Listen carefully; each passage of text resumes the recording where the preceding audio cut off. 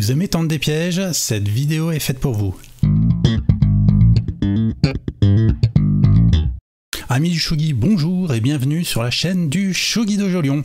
Aujourd'hui, je me prête à l'exercice difficile de vous expliquer la différence entre un bon piège et un mauvais piège. Avant d'entrer dans le vif du sujet, je vous propose d'interviewer mes amis les chasseurs qui ont sans doute une excellente explication à ce sujet. Ah, je l'attendais celle-là. Ah ouais, je l'attendais. Bon bah alors, le mauvais piège. Bon, le mauvais piège, c'est facile. Le mec qui voit un mauvais piège, il le joue. Bon voilà, mais c'est un mauvais piège quoi. C'est rien du tout. Voilà. Alors que bon, un bon piège. Bon, le mec, il voit un bon piège.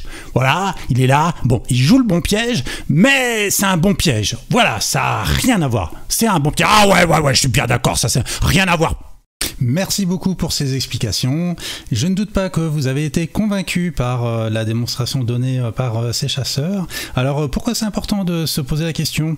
En fait, je vois souvent des joueurs, lorsqu'ils ont progressé un petit peu, qu'ils ont dépassé le niveau débutant, et quand ils ont un petit peu le sens tactique, il peut leur arriver parfois de trouver des variantes tactiques rigolotes, sympathiques, qui peuvent leur offrir un avantage.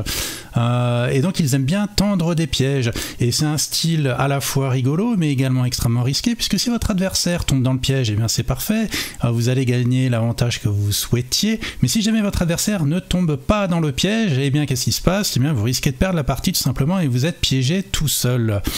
On peut croire parfois à tort qu'un bon piège c'est un piège dans lequel votre adversaire est tombé, mais en fait c'est pas cette définition que je me propose de vous donner. En plus, si c'est très drôle et très amusant d'avoir ce style de jeu à tendre des pièges régulièrement, c'est également un petit peu risqué dans la mesure où en fait vous risquez de vous limiter à gagner uniquement contre les adversaires plus faibles que vous, qui sont capables de lire moins loin et qui ne voient donc pas l'ampleur du piège, mais ça risque de vous empêcher de gagner contre des joueurs du même niveau ou plus élevés qui eux auront la capacité de lire suffisamment loin pour se rendre compte qu'il y a un piège. Le but de cette vidéo, évidemment, maintenant, ce sera de vous aider à ne jouer que les bons pièges. Alors avant de chercher à savoir si le piège est bon ou mauvais, peut-être ça peut être utile d'abord de se poser la question et de définir ce que c'est qu'un piège tout court. Eh bien un piège, pour moi, je le définirais comme étant une variante tactique où si dans les premiers coups on a le sentiment que ça va donner l'avantage à un joueur, par exemple offrir une pièce, c'est le plus fréquent, eh bien en réalité si on calcule plus profondément, plus loin dans les variantes, on va découvrir qu'il y aura un coup qui va complètement contrebalancer la position et offrir l'avantage à l'autre joueur, celui qu'on pensait être désavantagé au départ. Donc par exemple, je donne une petite pièce, mais 3 coups plus tard, je vais récupérer une grosse pièce.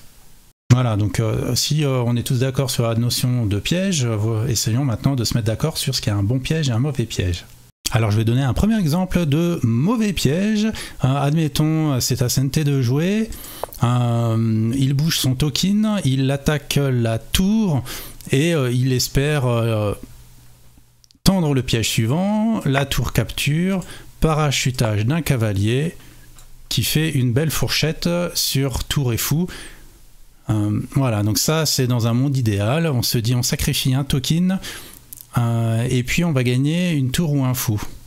Mais en réalité, qu'est-ce qui se passe si votre adversaire ne capture pas le pion et par exemple il enlève la tour?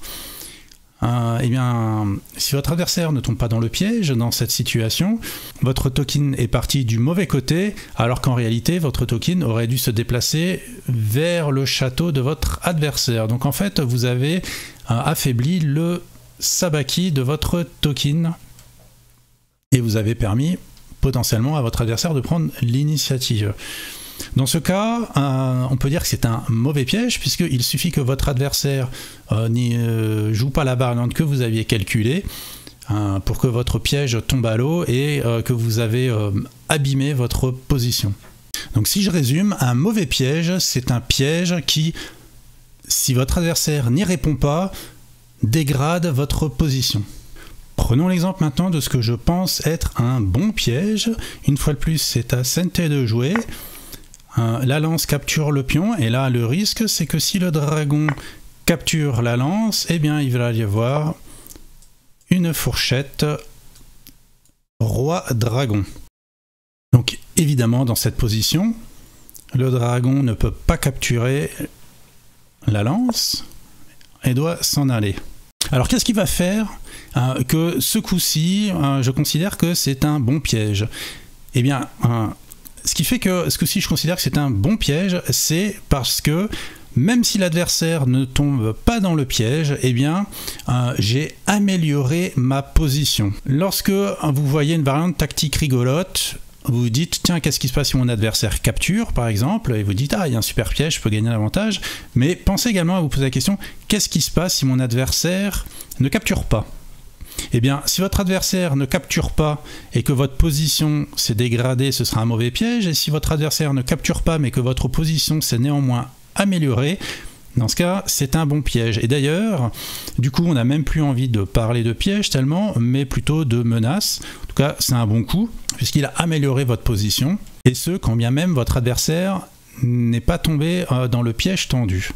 Donc si je résume, selon moi, un bon piège, c'est une variante tactique qui, quand bien même votre adversaire ne tombe pas dans le panneau, eh bien, cette menace permettra d'améliorer votre position globale.